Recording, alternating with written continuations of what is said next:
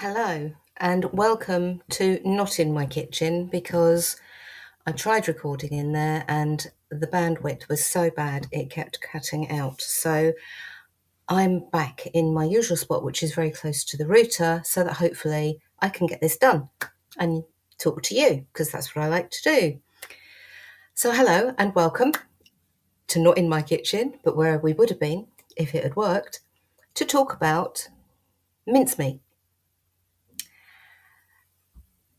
So what exactly is mincemeat? For me, I think it's one of those things like Marmite. People either love it or they hate it. That's my experience. So please, in the comments underneath, put what you think, whether I'm right or not on that one. But yeah, the mincemeat that we have in the UK, and again, I don't know if this is across the world, so if it is, please put your recipes in the comments underneath. It's always lovely to see what everyone else is up to. But around Christmas time, I mean, you can now get it all year round, but around Christmas time is when most people think about mince pies, which is made with mincemeat. And why is it called mincemeat? Because virtually all mincemeat now contains no meat. So I did a bit of delving, and it's quite interesting. So from the records that we have, going back into sort of like from the Dark Ages onwards, historically, mincemeat was meat. It was usually mutton, chunks of mutton, which is old sheep. For anybody that doesn't, you've got lamb, which is young sheep, you've got mutton, which is old sheep. Don't see it very often now in the UK. Used to see it quite a lot when I was a child, but yeah, don't see it very much now. Used to be quite a cheap meat because obviously it was an old sheep, so it was a bit tougher and what have you. But it was a way of preserving this meat in a different way from just using smoke or salt, because they preserved it in alcohol and sugar. Seems like just a different way of preserving meat to eat over the winter. And then further on, so from about the 11th century, when the Crusaders were coming back from the Middle East and the Holy Land, they brought back lots of different spices. So we're told in those documents that primarily into this mutton, alcohol and sugar mix got thrown cloves, cinnamon, nutmeg and mace.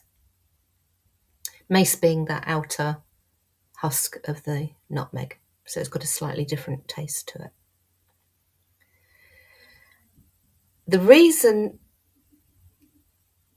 they're sort of like thinking this could be the forerunner is because of those the mixtures, and because the recipes sort of like follow through.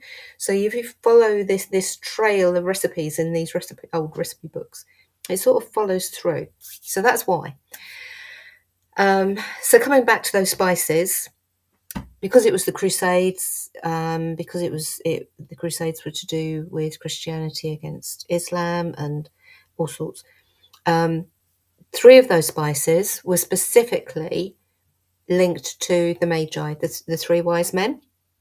So cinnamon, cloves and nutmeg were specifically added because they were considered to be representations of the three wise men.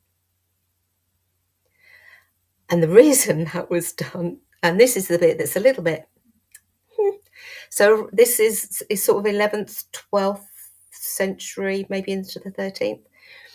So this mutton, alcohol, sugar and spice concoction was placed into manger-shaped edible pastry things, and an edible effigy of baby Jesus was placed on top, so that it was considered very lucky in this period for this manger and edible baby Jesus to be eaten every day for the 12 days of Christmas, ending on the 6th of January, which is Epiphany. I'll just leave that thought with you. That then seemed to go out of fashion. We then so I think there must still have been mincemeat in that concoction or variation of that concoction around, because the books then jump to the 15th century. So going through the 15th, 16th, and 17th century, mincemeat then started to become mostly fruit. There was still some meat thrown in, but it was more finely diced. Fruit seemed to be taking over by that stage. Now, we don't, and it doesn't say in those original, very early recipes what alcohol they were using. Knowing what was around, I would speculate that it might have been cider or it might have been some sort of beer, because those were the things that were mainly made around those times. Come the 15th, 16th, and 17th centuries, because we were getting more imports, wines and vinegars started to be used instead of that alcohol. And by the 18th century, the wine and the vinegar had been replaced by brandy and other distilled spirits.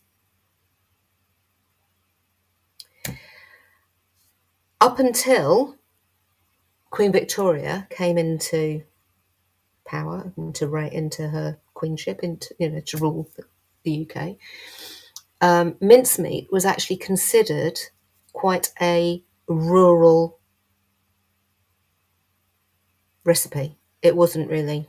It was the Victorians that brought it back into Christmas. Now, by this time, it was mainly, and I'm saying mainly because of one particular item, it was mainly the fruits. So it was these apples and the dried fruits and the candied peels and the brandy or whatever spirit, and suet. And suet is actually fat made from animal kidneys. So there was still some animal element in there. And you can still find that suet. It's rarer now because most suet is vegetable. So, but yeah, there was still that slight little animal element even in Victorian times. But the Victorians made it a more genteel recipe. You could, have it at Christmas. And I think that's probably got a lot to do with Albert, because obviously he coming from Germany, had quite a strong influence on how we celebrate Christmas even to this day. So I think possibly it was a lot to do with his influence. But yeah, that's so from Victorian times is when mincemeat became more associated with Christmas again, but not eating effigies of baby Jesus. So I got a big jar of it. You can actually buy mincemeat all year round now. But at Christmas, they make nice little Christmas pictures to go on them. And you can get nice big jars, as you can see. I'm going to hold that up because even in there, you can see the little white flecks. That's the vegetable suet. So virtually all bought mincemeat will contain vegetable suet, along with apples, sultanas, currants, dried peel, candied peel, some sort of juice. Most of them won't contain the alcohol. You can get them at Christmas with the alcohol in, but most of the bought ones won't contain alcohol. You can make your own. I found a really nice recipe actually, which is very simple. It's on the BBC, but there is a blog to go along with all of this, by the way. So I'll just get that up. Hold on. There it is. So the ingredients. I'm not going to read out the amounts because it's on the blog. Vegetarian suet, Bramley apples, candied peel, sultanas raisins, currants, demerara sugar, mixed spice, 1 orange, the zest and the juice. And in this they have added 60 mils of brandy. Now, it's a really difficult thing to make, so concentrate. You mix all the ingredients together in a large bowl, cover it and leave it overnight. That's it, basically. You just mix them all together, put cover over it, and leave it to stand overnight. And you can start using it from the next day because it'll have already started to absorb everything. However, if you leave it a couple of weeks, those flavours will be stronger. If you do use the brandy, then if you jar them up into sterilised jars, it should last 3 months or so in a dark, cool place. If you don't add the alcohol, then I would suggest keeping it in the fridge and using it within 6 weeks, if it lasts that long, because I love it. I absolutely love it. And the reason I was in the kitchen is because I love it. And I had actually managed to find some gluten-free phyllo pastry. I have difficulty with gluten-free pastry, making it myself, because it ends up being very tough. And I found this phyllo pastry and I thought, okay, so I can't make normal mince pies, but I could make whirls. So this is what was in the oven. You can see those. I don't want them to fall off the plate. So I made some mincemeat whirls with the phyllo pastry. And I was telling you all about how I'd done that. And obviously it didn't, because the download speed was just ridiculous. Anyway, why? Why am I telling you all of this? Because this stuff, this mincemeat, is jam-packed full of magical properties. You've got love, you've got abundance, you've got the goddess connection, apple, goddess. You've got vitality, you've got prosperity, happiness, conviviality, healing, fertility, divination, psychic enhancement, cleansing, protection, purification, transformation, and renewal. If there's any more, they'll be on the blog. If you look up magical properties of mincemeat, by the way, you'll find zilch. You have to take it apart. You have to look at the individual items and work out for yourself. So that this is my interpretation of the ingredients that's in there, and I just love it. And the smell from these, I might have to go and eat one very quickly. Anyway, I hope this has been useful. I hope you've enjoyed it. I'm sorry I'm not in my kitchen. It didn't work. Please like, subscribe so that you get notified when I'm going to do another waffle. The main thing is, please put a comment down below on whether you like mincemeat or not.